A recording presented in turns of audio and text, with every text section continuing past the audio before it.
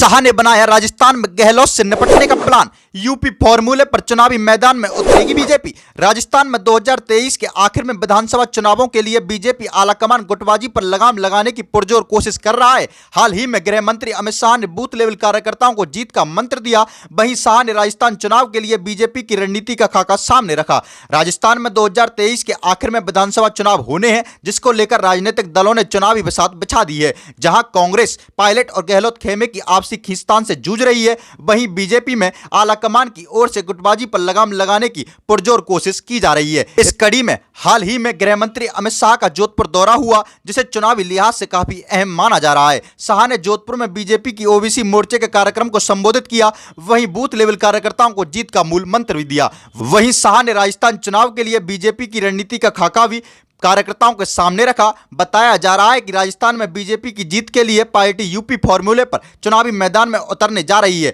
वहीं प्रदेश के OBC vote bank को साधने के लिए बड़े स्तर पर तैयारी की जा रही है। फिलहाल बीजेपी ने यूपी प्लान के तहत पार्टी के पदाधिकारियों से लेकर बूथ कार्यकर्ता और वोटर तक साधने का प्लान तैयार किया है। बता दें कि बीजेपी राजस्थान में बूथ लेवल तक पार्टी के संदेश और प्लानिंग को पहुंचाने के लिए सोशल इंजीनियरिंग का सहारा ले रही है। वहीं चुनावों में सीएम फेस के बिना पार्टी जनता के बीच जाएगी। वहीं दिवाली के बाद पूरे राजस्थान में सम्मेलन और रैलियों का दौर शुरू हो सकता है, जिसमें पीएम मोदी से लेकर अमित शाह और नड्डा भी शामिल हो सकते हैं। राजस्थान में बीजेपी चलेगी यूपी फॉर्मूला पर। मालूम हो 2014 के लोकसभा चुनाव में अमित शाह के पास यूपी का प्रभार था। उस दौरान शाह ने चुनावी रणनीति बनाते समय बूथ लेवल के कार्यकर्ताओं को तरजीह दी थी। हर बूथ पर पार्टी के समर्पित कार्यकर्ताओं की एक फौज तैयार की थी, जिसमें करीब 1000 से 1200 वोटर शामिल थे। वहीं हर एक कार्यकर्ता का उस इलाके के मतदाताओं से सीधा संपर्क था, जो पार्टी की प्लानिंग को जनता के बीच ले जाने का काम करते थे। वहीं बीजेपी ने इस फॉर्मूले के जरिए 2014 के बाद हुए लोकसभा और यूपी विधानसभा चुनाव में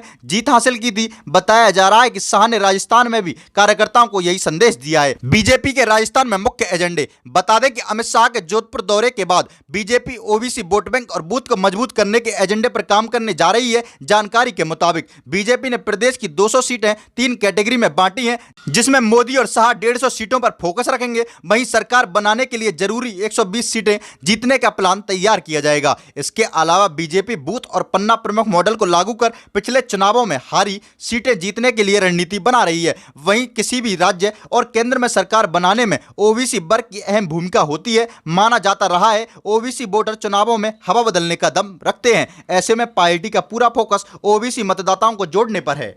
आपकी जानकारी के लिए बता दें, मोदी और शाह की जोड़ी जानती है। राजस्थान चुनाव में उनकी सीधी टक्कर राजनीति के जादूगर कहे जाने वाले गहलोत से है।